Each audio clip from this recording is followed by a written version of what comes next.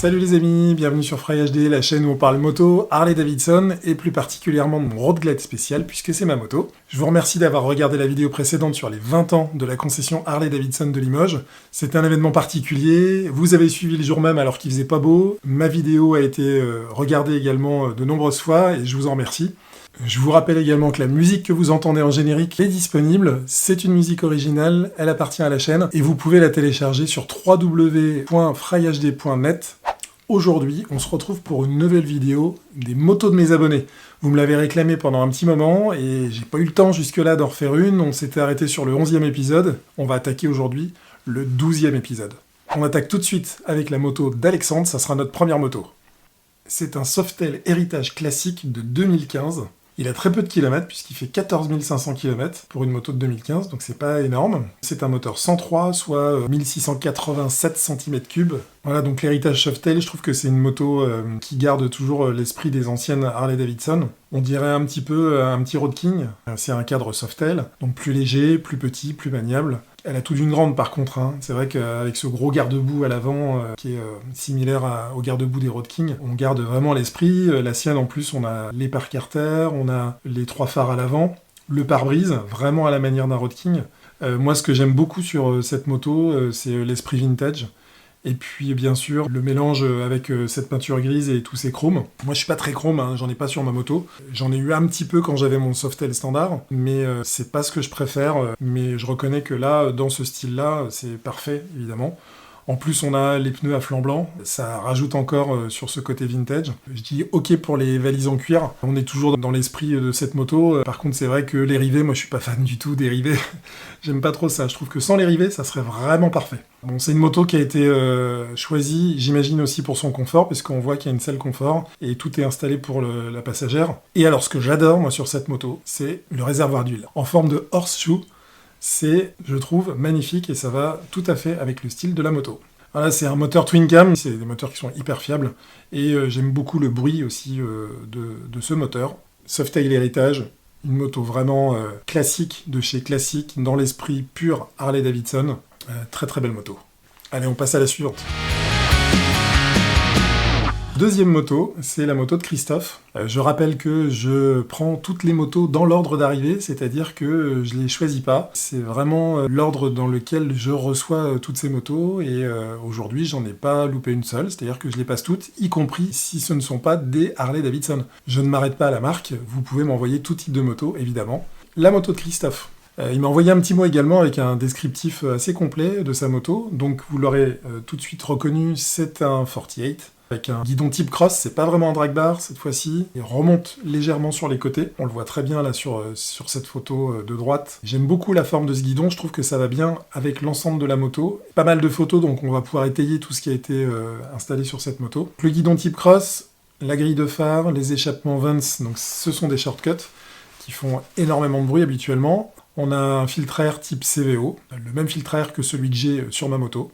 On a des clignotants Rizoma, donc ce sont des tout petits clignotants, et à l'avant et à l'arrière. On a la plaque qui est déportée à l'arrière, le sticker perso sur le réservoir avec le logo Harley Davidson. Les pneus à flanc blanc également pour cette moto, donc ça redonne un petit côté vintage à cette moto-là. Elle a également donc le boîtier Full Pack 3 de chez Vance. Alors le Full Pack 3, je ne sais pas à quoi il correspond exactement, mais elle est stagée, ça c'est sûr. On a le compteur qui est déporté, qu'on voit là sur cette photo. On est en finition full black. Alors on est vraiment sur cette moto dans le style pure bobber, avec deux pneus quasiment identiques au niveau de la monte, hein, que ce soit à l'avant ou à l'arrière. Il a également déporté ses rétroviseurs en dessous, plutôt qu'au-dessus du guidon, ce qui est plutôt sympa. Avec un réservoir Peanut, ça passe largement quand on braque. Quand on a un réservoir plus large, ça devient compliqué. Mais sur ce type de moto, avec ce petit réservoir-là, ça pose aucun problème. Et je trouve que esthétiquement, ça fonctionne bien, et ça reste toujours efficace, puisqu'on voit quand même bien ce qui se passe à l'arrière de la moto. Ici, elle est montée donc en selle mono. Elle est vraiment très très épurée, finition noire, le gros logo Harley. On a le number one également sur le carter, sur le côté, là, en cover. C'est une moto emblématique également chez Harley Davidson. Je rappelle que le 48 est sorti en 2010 et que c'est une moto qui fait référence à la fameuse Panhead avec cette fourche avant Springer. Et donc c'est une petite moto avec un gros moteur puisque c'est un moteur 1200 quand même. Voilà, ça vibre, on est connecté avec la route. Il n'y a que quasiment le moteur et nous et la route quoi, parce que tout le reste est minimaliste. Vraiment superbe moto. Allez, on passe à la suivante. Allez, on attaque avec la moto de David Motmot, qui nous a déjà présenté sa première moto, ou plutôt c'était une moto qu'il devait avoir, mais il a changé au dernier moment pour celle-ci. C'est une moto que je connais bien, c'est un 1200 XL CB, et moi j'ai eu un 1200 XL CA il y a quelques années, donc je connais plutôt bien cette moto. C'est un Sportster, et celui-ci a été pas mal modifié. David m'a envoyé l'intégralité des modifications qu'il a apportées à cette moto par rapport à l'origine. Donc je vous les donne telles quelles, et puis on va les voir en même temps sur les photos. Donc il y a le pare carter, je pense que c'est un Motea, je crois que j'avais le même sur mon ancienne moto. La grille de phare, le support de compteur, les poignées, la selle, le sissi-bar, le porte-bagages, les sacoches rigides, les clignotants arrière, les clignotants de rappel sur l'intérieur des sacoches. Donc là, effectivement, on voit qu'on a des clignotants à l'extérieur des sacoches, plus le rappel à l'arrière. La sacoche de fourche, le sabot moteur, qui rajoute quand même au niveau de la ligne, je trouve. C'est plutôt sympa, on a des photos où on l'a pas et des photos où on l'a, ça change quand même pas mal la ligne de la moto. On a le prolongateur de garde-boue avant, ça c'est pas mal pour éviter de salir le moteur quand il pleut. Les cachets Crudro avant. Et dernier petit détail, les bouchons de valve avec des sculls Harley-Davidson. Voilà, donc une finition bien complète. On est quasiment full black à part les pots d'échappement, la fourche avant et le guidon, qui sont chromés. Mais sinon, tout le reste est black sur cette moto. Je la trouve plutôt sympathique avec ce guidon mini-app. Je pense que c'est un 8 pouces, certainement, qui revient un petit peu en arrière. Pour l'avoir essayé, déjà, cette moto, elle est hyper confortable. Avec les commandes avancées et le guidon qui revient un petit peu comme ça en arrière. C'est vraiment une moto confortable à conduire. Après, le parti pris pour la sacoche à l'avant marron. Moi, je l'aurais mise noire pour garder un peu ce côté black, full black. Mais voilà, ça marche aussi comme ça. Ça lui donne un petit côté cavalier, je trouve, cette sacoche avant marron. Voilà, une moto très sympathique. David nous a même mis une petite vidéo. Alors la qualité est très médiocre, donc je vous la mets en petit comme ça en vignette. Par contre, écoutez. Ouais, quand même. Ce son. Le son du Sportster 1200, c'est quand même quelque chose, quoi. Voilà, merci David pour nous avoir envoyé les photos de ta moto. On passe à la suivante.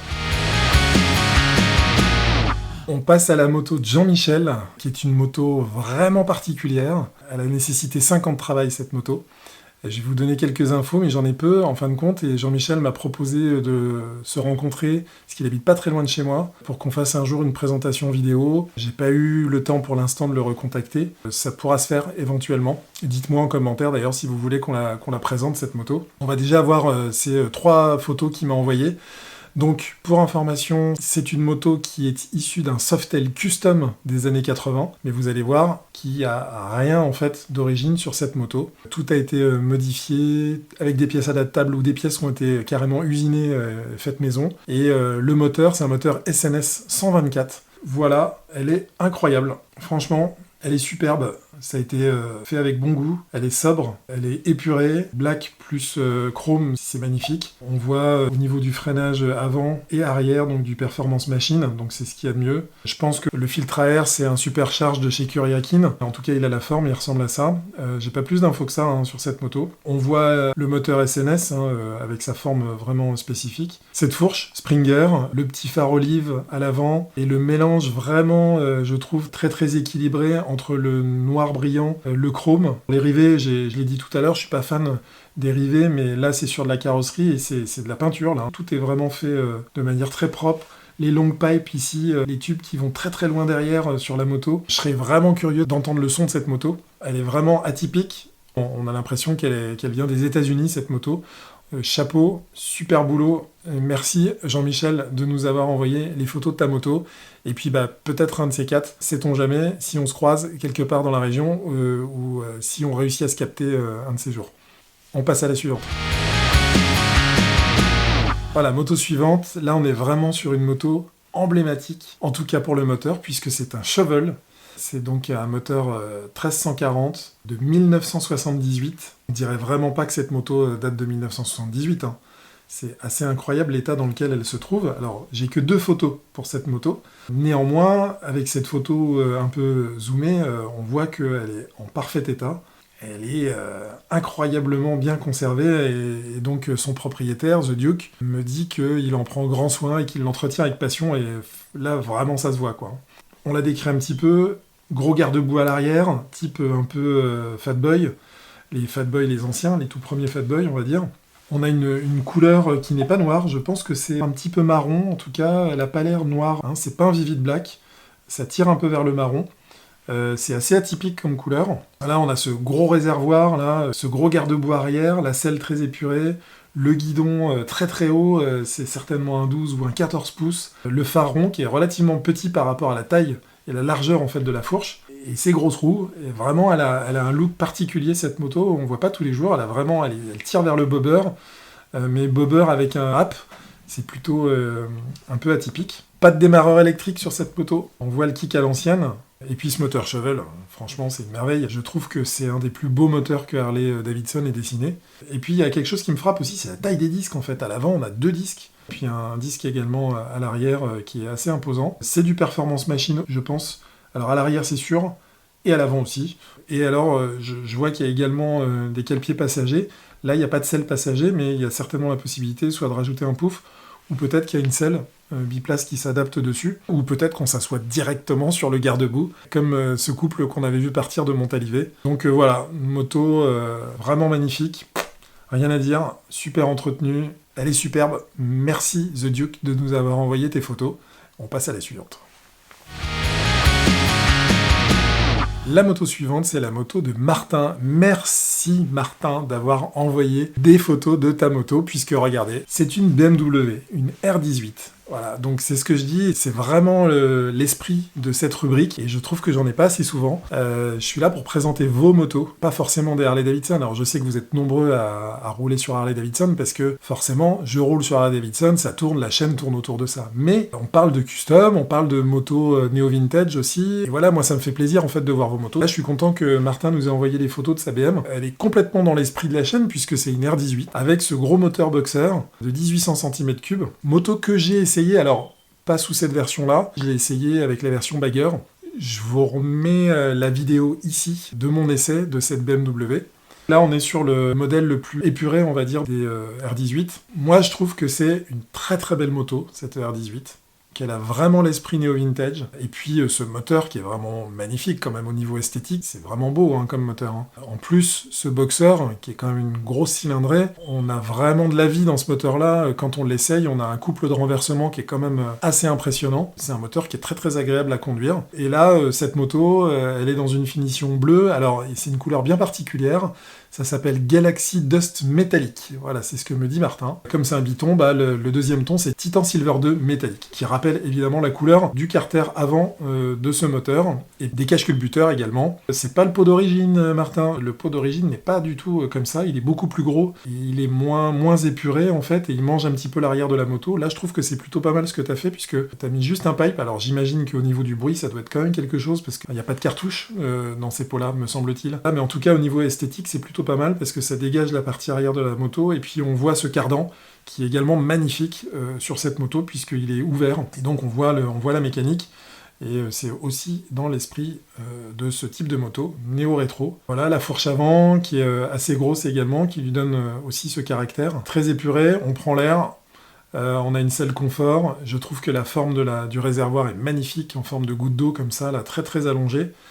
C'est très joli, et ça reste droit, germanique sur les côtés, hein. On a cette forme de goutte d'eau, mais bien tranchée en fait sur les côtés. Ça fonctionne super bien, c'est vraiment une moto qui est très très bien réussie.